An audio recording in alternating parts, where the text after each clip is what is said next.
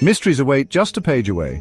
Ready to dive in? Welcome to The Book Reader, where stories unfold one enchanting page at a time. Subscribe now and unlock the magic. Richard Branson. Losing My Virginity, the Autobiography. Chapter 1. Ties in Fleet Street than anyone. 26 Barbarians at the Departure Gate. October, November 1991. British Airways was obviously gaining access to computer information that should have been off limits. It was confirmed when, out of the blue, Peter Fleming from BA wrote a second letter in which he detailed a number of things that British Airways had done. Dated October 29, 1991, it covered a wider range than his letter from earlier in the year. He started off by repeating how a management task force had been set up to discredit the Branson image. This, I felt, he wrote, would have originated as a strategy at a very senior level within BA. I was shocked that the company could be so open about this and state it in such an uncompromising way. He went on to say, however, not long after, when Virgin took some concerns to the European courts, there was a noticeable backlash, which swept the whole company. At this time, I was told to destroy all documents that had any references to Virgin, not once but 4 or 5 times by different people, from managers to managers' secretaries. Again, I was reasonably shocked that BA's senior management could be so concerned about its activities that it felt that all references to an airline should be destroyed in this way. I did not destroy anything myself, as I did not feel that my files had anything of a damaging nature, but I know that other people in my department did destroy material because of this directive. Peter Fleming had already described these 2 aspects of BA's campaign, but I was still surprised to see them set out in black and white. More interesting were the further details he highlighted. The following points are the issues that I was aware of in respect of BA trying to squeeze Virgin out of the picture. They do not necessarily constitute anti-competitive behavior, but this is something for you to decide. The list included British Airways deliberately applying for slots to Japan and Australia that it didn't need for the sole purpose of stopping Virgin getting them, a special sales force getting business in the Gatwick area, and offering low fares from Gatwick to squeeze yields for all airlines there, refusing to process bookings for passengers who had flown from Japan to Gatwick by Virgin, and then wanted to switch to BA, so that they would have to fly BA all the way, and accessing our booking information by delving into the computer reservation system. In my opinion, Fleming wrote, BA lacks integrity, and this stems right from the top of the organization with Lord King, and unfortunately permeates the whole structure. With Peter Fleming's evidence, I now knew some of what British Airways was doing behind the scenes. When I also got hold of Chris Hutchins' tape of his conversation with Brian Basham, I also knew what they were doing in the press. Although I was caught in this 2-pronged attack, at least I knew exactly which tactics BA was using. It was sinister, but I could begin to think about how to retaliate. Branson attacks BA tricks was the headline in the Sunday Times on November 3, 1991. This wasn't exactly what I had in mind, but it was true nonetheless. I'd been hoping that the Sunday Times would stick their neck out and say how scandalous they thought BA's tactics were, rather than just repeating my claims. But it was a start. For the first time in the campaign, Brian Basham was publicly linked with British Airways, blowing his cover. Insight reported how Basham had given his confidential report to a number of journalists. I was quoted as saying that I had a list of 100 complaints, which I would take to the European Commission, unless British Airways stopped their dirty tricks. And Nick Rufford made no mention of the cash for fuel story, which had started his investigation. 27. They're calling me a liar. November 1991, March 1992. Richard, you're not gonna believe this about BA, Ronnie Thomas told me. Try me, I said. At this particular moment, I'm prepared to believe almost anything. Ronnie Thomas runs his own limousine company in New York. 20 years ago, he started out as a regular cab driver in Manhattan and slowly saved enough money to trade in his clapped-out yellow cab for a smart limousine, which he offered as a chauffeur-driven service specializing in collecting and dropping off passengers at New York's 2 airports. By the time I met him in 1986, he had a successful limousine service with over 200 cars. He had called me as soon as he read that Virgin Atlantic was going to offer a limousine service to all upper-class passengers, and he pitched for the entire account.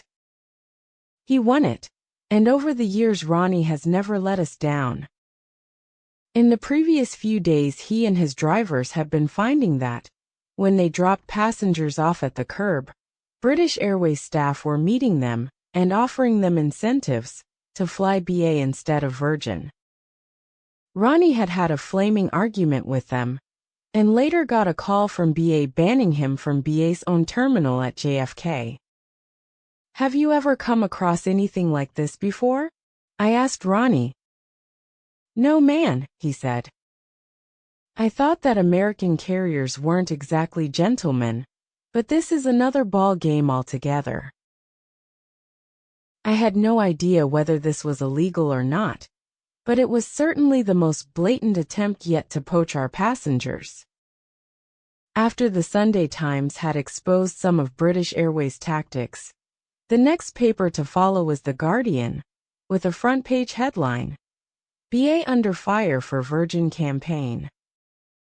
There was a full-page analysis of British Airways' tactics entitled, Virgin's Complaint 2EC Casts More Doubt on BA's Practices.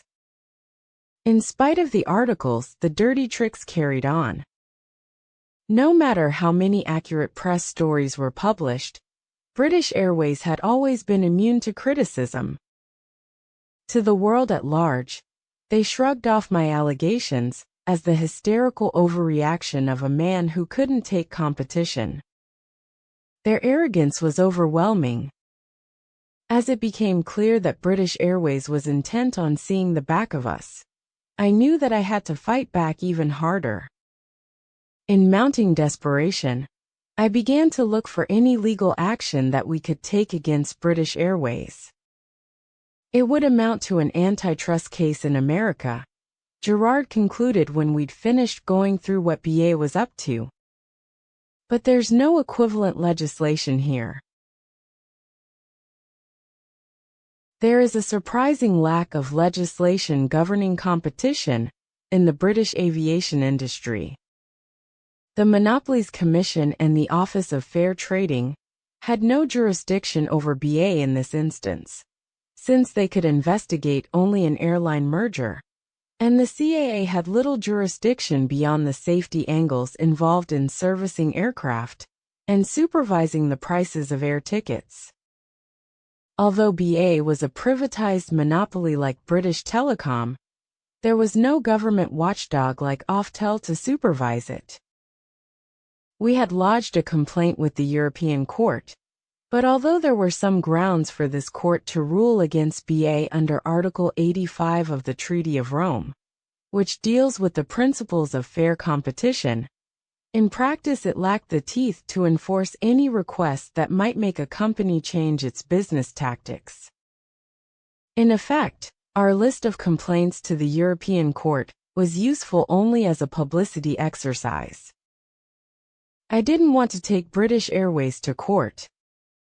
I knew that it would be expensive and risky, and that they would employ a top-flight team of lawyers to try to overwhelm us, and the jury, with the great weight of statistics that a vast airline can muster. I simply wanted the dirty tricks to stop, and, as I cast about for other ways in which to persuade British Airways to call off their campaign, I thought of the non-executive directors. Since I had already written to Lord King without success, I hoped that the non-executive directors of British Airways might be more impartial. If I asked them to investigate what was going on in their company, then in principle they would have to take that request seriously. A non-executive company director has the same legal responsibilities as an executive director, but they typically look after the shareholders' interests if there is a conflict between the directors and the shareholders. As British Airways was now being accused of behavior that could create such a conflict, and accused by the press as well as by Virgin Atlantic, the shareholders deserved an explanation of what their company directors were doing. The British Airways non-executive directors comprised Sir Michael Angus, Lord White, the Honourable Charles Price, Sir Francis Kennedy, and Michael Davis. Their names read like a debret of business. The letter took me over a week to compose, and set out everything we knew about what British Airways was up to. On December 11, 1991, I eventually signed and sent off an 11-page document which outlined the facts and concluded, I have found it hard to believe that a major public company like BA could be behind the sort of conduct identified in this letter, whose primary purpose can only be the discrediting of a competitor and the damaging of its business. I am writing to you because I doubt whether you would want a company of which you are a director to conduct itself in such a way, and in the hope that the directors of BA would wish to be absolutely and unequivocally disassociated from any such activities, because they would agree that it was not the proper way to run a business. I would like you to investigate the matters raised in this letter, provide detailed responses, and give me your assurance that you will ensure that the conduct revealed to you on investigation, or any similar conduct, is stopped and never again repeated. I would have thought that British Airways' experience of trying to eliminate the competitive threat posed by Laker Airways was sufficient deterrent against trying to do the same to others. I am sure you remember the impact upon BA of its actions towards Laker Airways. BA's privatization plans were disrupted. The directors in the United States were threatened with criminal prosecution. There was a huge waste of management time. BA attracted considerable adverse publicity. Millions of dollars were spent in legal expenses, and BA made the biggest single contribution to the massive legal settlement fund.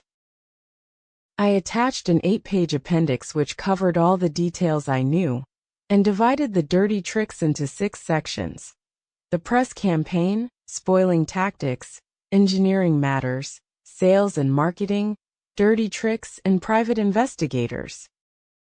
I put a question mark on the final category since I still found it impossible to believe, and wrote, bizarre incidents have been taking place recently more suitable for an episode of Dick Tracy than the airline industry. I related the snippets I'd picked up and asked, can you shed any light on any of these incidents? I cannot believe that a major public company like British Airways is behind this sort of conduct. As the letter was sent, I had no idea what reaction to expect. I did not wish to sue British Airways. There was enough to do without having to spend 18 hours a day fighting British Airways. I was acutely aware that I was having to ignore all the other businesses within the Virgin Group as we fought this battle. I wondered whether the non-executive directors would assume that I couldn't compete with Freddie Laker's court case, which had produced over 1 million legal documents. Sir Freddie had sued British Airways only after he had gone bust, and had time to devote all his energy to the lawsuit. But by then, of course, BA had accomplished their task. The court case may have delayed their privatization, and forced them to pay £10 million compensation. But this was nothing compared with the profits they made on the transatlantic route by hiking prices as soon as Lakers planes were grounded. I was trying to stop British Airways while simultaneously running the airline, but BA might not back off until Virgin was grounded too. Whatever their reaction, I felt sure that the non-executive directors could not ignore the 8-page attachment, which detailed their company's dirty tricks. Since they were also responsible to their shareholders, we released copies of this letter to the press to ensure that their shareholders would have the chance to read it too. To my amazement, I received a reply from both Sir Colin Marshall and Sir Michael Angus the very next day. Sir Michael Angus wrote a disclaimer, saying that it would be wholly inappropriate for the non-executive directors of a public company to report to a third party in the manner that you request, and concluded that the proper course of action is for any such allegation to be directed to the board as a whole. Sir Colin Marshall's answer was equally patronizing. His letter flatly denied that British Airways was involved in a deliberate attempt to damage Virgin, or sought to compete other than through normal marketing and promotional efforts. He suggested that our allegations were made to gain publicity, and that I should devote my undoubted energies to more constructive purposes. Given the time these two directors had taken to respond to my letter, they could not have begun to investigate any of its contents. I replied to Sir Colin Marshall on December 16, 1991, and urged him to reconsider his dismissive attitude to my allegations. I did not accuse him of masterminding the dirty tricks, or even condoning them, but merely asked him to look at the facts. I wanted to give him every chance to put a stop to what was going on. I wrote, "I had always hoped that you personally had no knowledge of the worst that had been going on at British Airways. However, having read your response to my letter, I'm no longer sure, for your letter continues the lies that we at Virgin have had to contend with. The allegations are certainly not unjustified. In fact, many of them are not our allegations, but matters that first came to our attention from reports in the Sunday Times and The Guardian. I notice that you have written to neither paper refuting them. They also came to our attention from Virgin passengers, who were shocked that BA could get their home phone numbers and offer them incentives to cancel their firm Virgin tickets and switch to BA. How can you dismiss them out of hand without any inquiry? I ask you to take the matters raised seriously and respond to my letter point by point. We can then get on to competing in a fair manner." But Sir Colin Marshall wrote straight back, as if he had barely bothered to read my letter. "I see nothing to be gained from further correspondence." For a time afterward, it looked as if British Airways' version of events was gaining ground. Sir Colin Marshall was quoted everywhere, saying that my allegations were utterly without foundation, and although he never said that Marcia Bourne or Ronnie Thomas were figments of my imagination, people outside Virgin could have been forgiven for assuming that there was an element of truth in BA's denial. My allegations against British Airways had passed the point of no return. Unless British Airways apologized and put an end to their dirty tricks, I would have to follow up my open letter to the non-executive directors with some kind of legal action. The difficulty was finding the appropriate grounds upon which to sue. The row between us had one immediate casualty that I should have foreseen. Virgin Atlantic was completely unable to raise any money.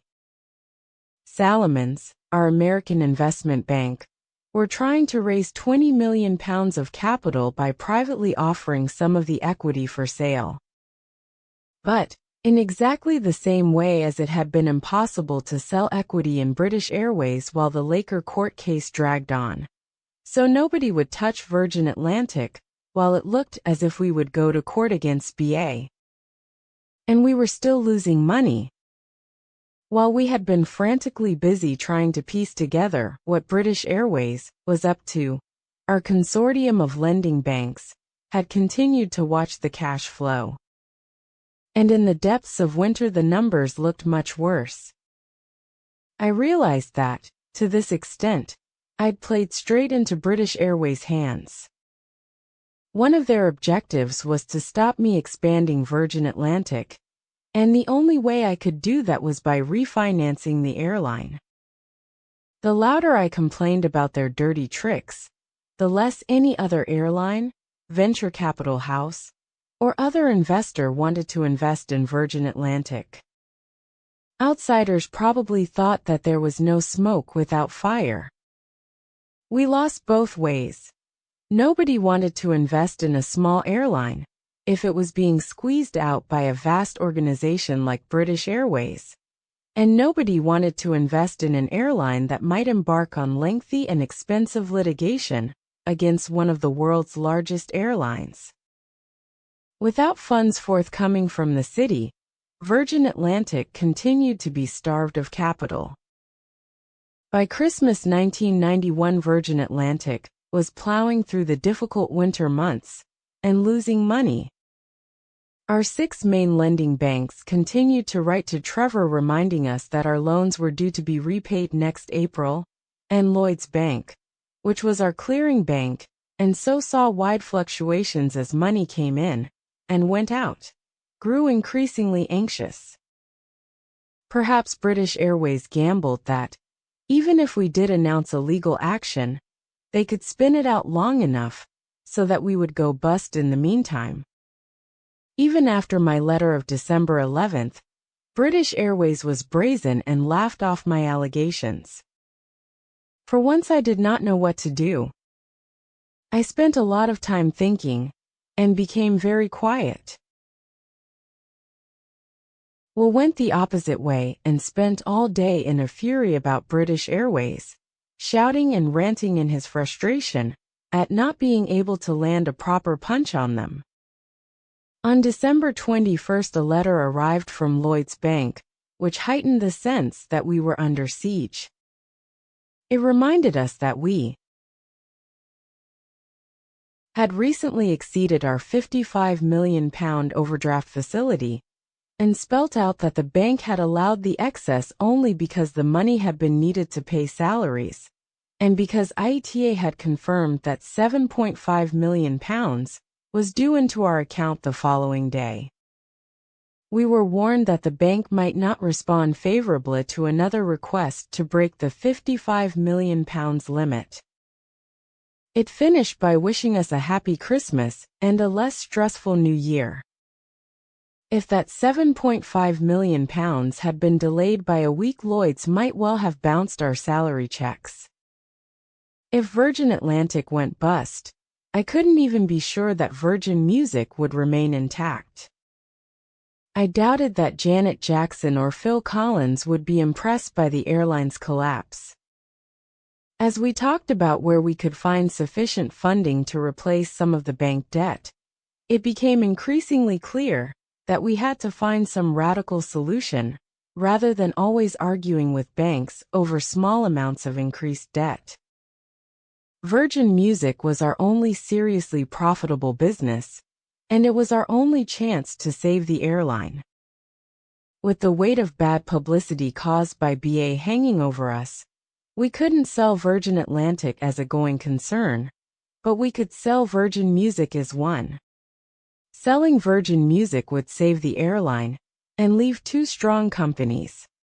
Closing down Virgin Atlantic would leave 1 strong company and 1 bus company, with 2,500 redundancies, and the Virgin Group's reputation as a company and a brand name in tatters.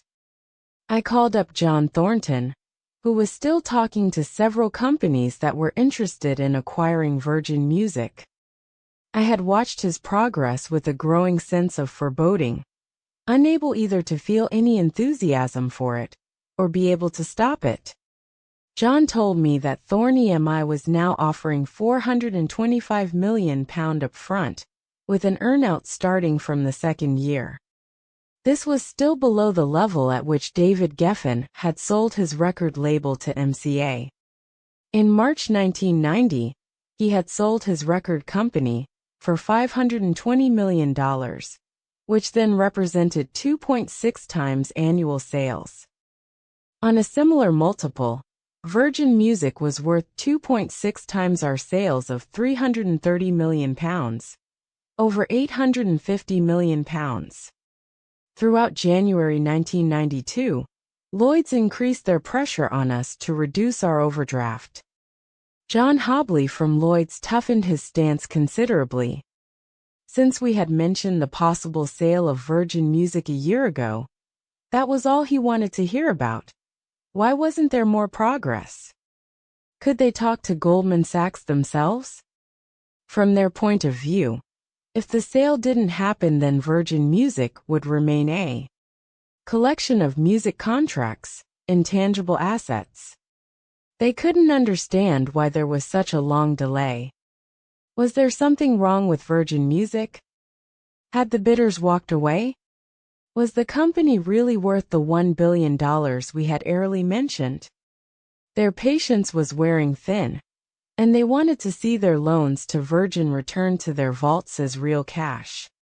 One of our problems was that a large amount of our debt was due to be repaid in April, and Trevor and I felt doubtful that we could persuade the bank to roll these loans over to a later date.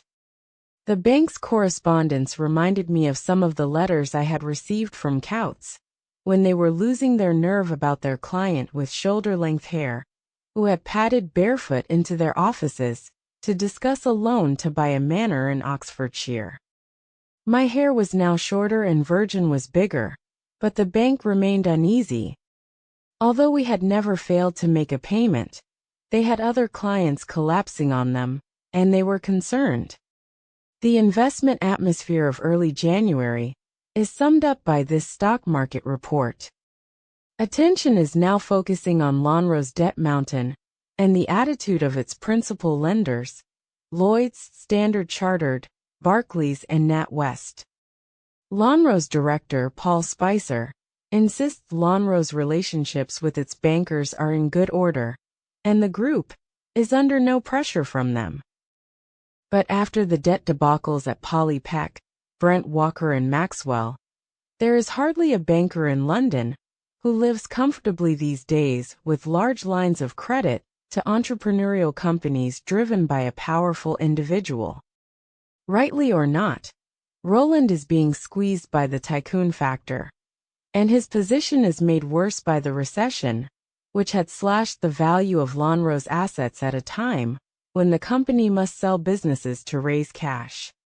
The old maestro has escaped from tight corners before, and nobody can say that he will not do so again. This time, however, the pressure is really on. The ingredients of the story looked ominously similar to ours. As Lloyd saw their money at risk to an entrepreneurial company, John Hobley made one more effort to control our overdraft. In a letter dated January 3rd, he pointed out that our overdraft had continued to rise, and that Lloyds was not in a position to fund this outflow. It was clear that Lloyds expected us to sell Virgin Music within the month. John reminded us that our overdraft had to be paid off in full by the end of the month, and that in the meantime we could not extend our overdraft facility again. He expressed surprise that we had even considered holding on to Virgin Music in the hope of a better offer than Thorn EMIs. This was as bad as the Coutts crisis in 1984. Even then we had time, and were able to see some other banks to form a syndicate. But January 1992 was as bad a month for bankers and airlines as January 1991 had been, when Air Europe and Dan Air went under. All the bankers were in a tailspin, and it was difficult to remain calm. We owed £55 million to Lloyds. As we headed into February and March, the airline would need cash funding of a further £30 million. The winter months are the most expensive since we have to pay for all the major aircraft maintenance at the same time as the number of passengers drops off. So much for the unsecured debt. Looking at the cash coming in, we knew that Virgin Music had sales of £330 million that year, making operating profits of £38 million. Next year we were forecasting sales of £400 million with operating profits of £75 million. But Lloyds were not willing to wait. I could see that something had to give. A second Thames television program about the battle between British Airways and Virgin Atlantic was due to be broadcast at the end of February. This time it was Thames Television's flagship national current affairs program, This Week. Will and I had first met the producer, Martin Gregory, at the beginning of January, when he had come to see us about the documentary. We had told him as much as we could about British Airways, and then left him to carry out his own independent research. Martin had spoken to Peter Fleming, along with various other ex-British Airways staff, whom we had not come across, and had managed to verify many of my accusations of BA's dirty tricks. British Airways refused to participate in the program, and their legal director, Mervyn Walker, wrote to Martin Gregory and accused him of falling into the trap of being used as a vehicle for Richard Branson's propaganda. Nothing could have been guaranteed to infuriate an independent television producer more. I was in two minds about the program. I could see that by showing people all the dirty tricks we were up against, they might have two responses. One possible response was that they would be able to see our vulnerability, and thus might back away from Virgin Atlantic as a likely loser. Just the words "a plane will fall out of the sky," even if they were spoken by Brian Basham, who was working for British Airways, might remain in people's minds and worry them about flying Virgin Atlantic. But equally, the public might rally round and support us as the underdog. This was my main hope. Gerard also pointed out that, since the television audience is so wide, it might jolt some people's memories and prompt them to telephone Virgin Atlantic and tell other stories that would help us as we compiled all our evidence against British Airways. I organized 30 salespeople to sit at the switchboard of our sales office in Crawley on Thursday, February 27th, in case anyone telephoned us. The This Week film, Violating Virgin, opened with a bird's-eye view of all the mothballed planes lined up in the Mojave Desert, which is like an airplane morgue where the planes are parked in the dry air, so that they will not rust. They are drained of their oil, stripped of some of their parts, and then their engines and valves are sealed with silver foil. Over this haunting picture came the narrator's voice. Virgin Airways is crying rape, and Richard Branson claims that British Airways is putting him out of business. There's fair competition and unfair competition, I said to the interviewer. And I can't believe that British Airways is resorting to these dirty tricks. The documentary interviewed Peter Fleming, with his face completely concealed and his voice distorted, as he described the special unit British Airways had set up to discredit me, and the mass document shredding which had taken place. A similarly concealed American witness described how BA had shredded documents relating to Virgin in the USA. In New York, Ronnie Thomas told the story of BA buttonholing Virgin passengers as they were dropped off by his limousines, and a Los Angeles travel agent described how passengers were switching to BA since they had heard that Virgin was about to go bust. Then, with subtitles to spell out what he was saying, we heard Brian Basham telling Chris Hutchins that Virgin was a dicky business, just dicky. Sir Freddie Laker repeated his advice to sue the bastards. Thames Television interviewed me standing next to one of the TriStars in the Mojave Desert. I was dwarfed by a line of over 20 Pan Am planes spanning almost a mile. I stood underneath one of the 7 maroon British Airways planes. It was odd to think that my entire fleet consisted of only 8 aircraft. I know a lot of these stories come from Brian Basham, who's employed by British Airways, and Brian Basham reports to a man called David Burnside, who is the head PR person at British Airways, who then reports to Lord King, I said. I've never sued anyone in court for anything. We've probably got a good case to say that someone's tried to damage our business, but you know it takes hours of management time. I think our best bet is to get it out into the open, and hopefully there'll be people at BA who'll realize it's counterproductive, and that they should not carry on in the future behaving in this kind of way. British Airways staff were doorstepped by this week. Dick Eberhart, one of BA's vice presidents, was confronted in New York, and David Burnside outside his London home in Chelsea. Both men refused to answer any questions.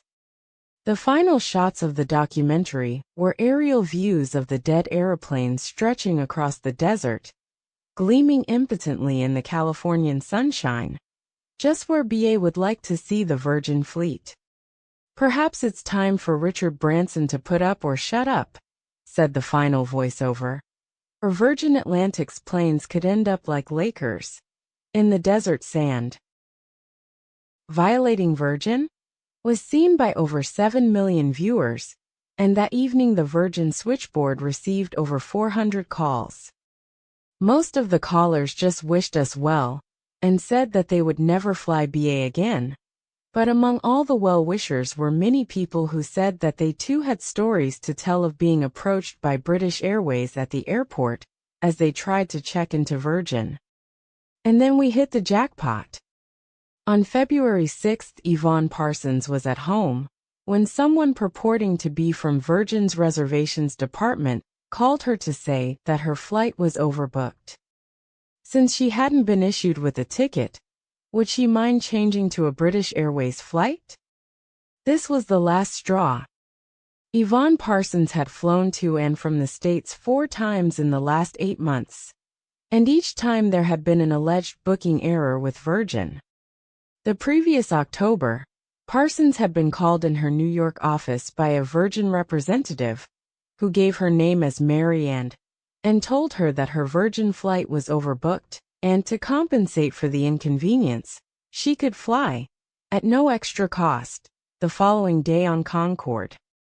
Parsons refused.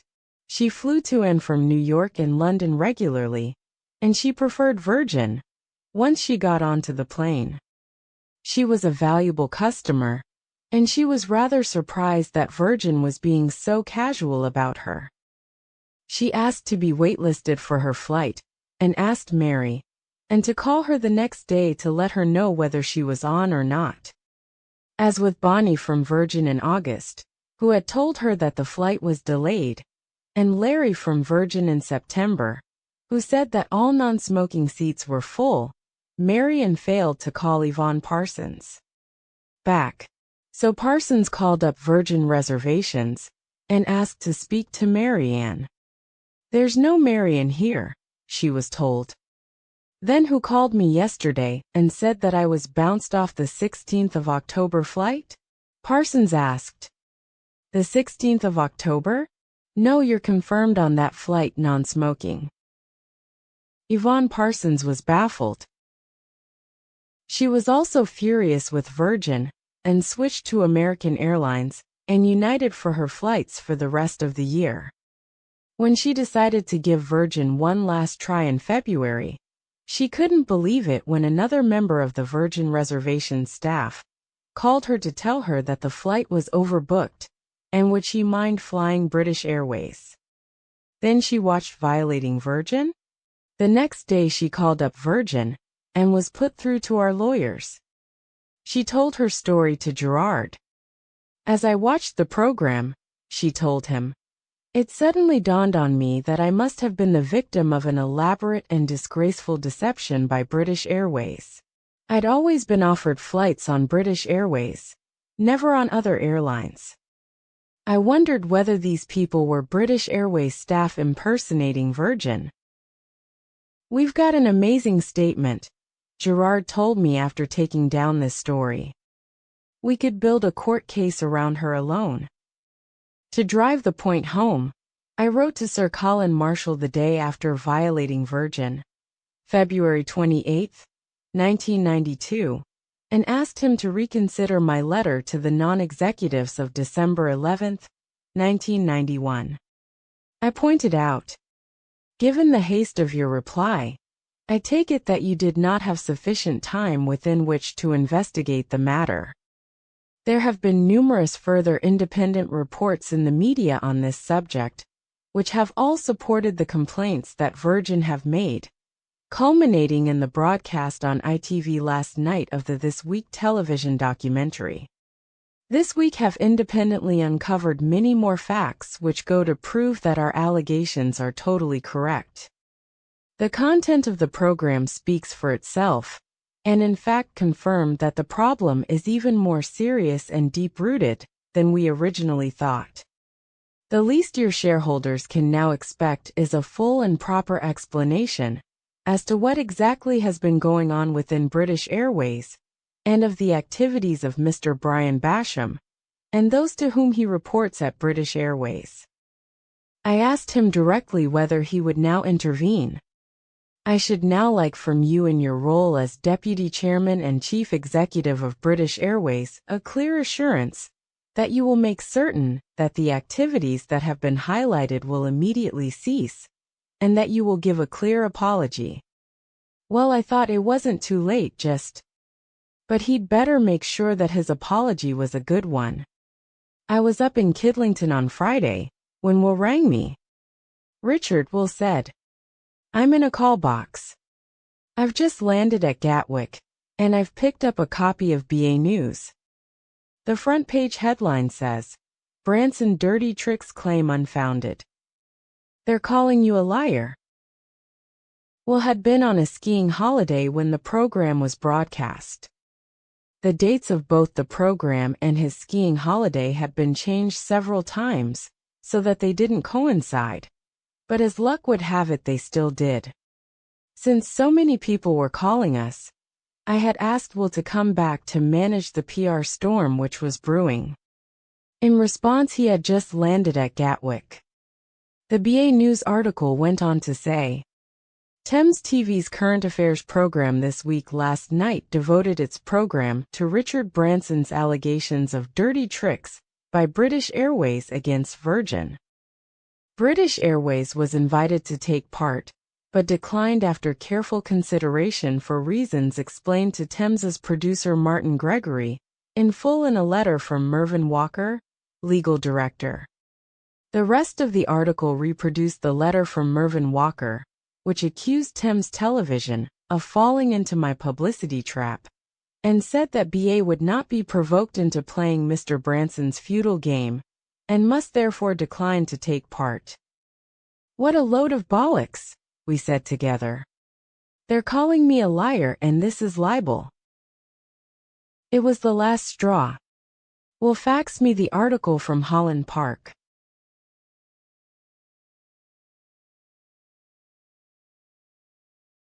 We tracked down Gerard, who immediately agreed that they had libeled me. Suing BA for libel would be a far easier case to bring to court and make clear to a jury than a highly complicated case about BA abusing its monopolistic position at Heathrow. It would also push everything out into the open. On Monday morning I discovered that Lord King had written personal letters back to any viewers who had written in to question him about British Airways' dirty tricks, and he'd assured them that there was no truth whatsoever in my allegations. In effect, it was the same libel repeated, and once again to members of the public. I decided that I should sue Lord King as well. That morning, I also received a letter from Sir Colin Marshall. He called my accusations unjustified, said he had nothing to add to his previous letters to me, and asserted that the allegation of a dirty tricks campaign was wholly without foundation. I stared with amazement at the letter. Perhaps Sir Colin Marshall had been unable to watch Violating Virgin? Perhaps he had been stuck in a traffic jam, or on board a delayed flight. Perhaps he remained blithely unaware of what was going on in his company. If so, it seemed very odd. By reputation, Sir Colin Marshall was a workaholic, a man who was obsessed with detail, who knew every single thing that went on in any of the companies where he worked. The next week, the sale of Virgin music finally overtook me. And that marks the end of the current chapter. Thank you for listening to The Book Reader. Stay tuned for the next episode tomorrow. Please subscribe for updates.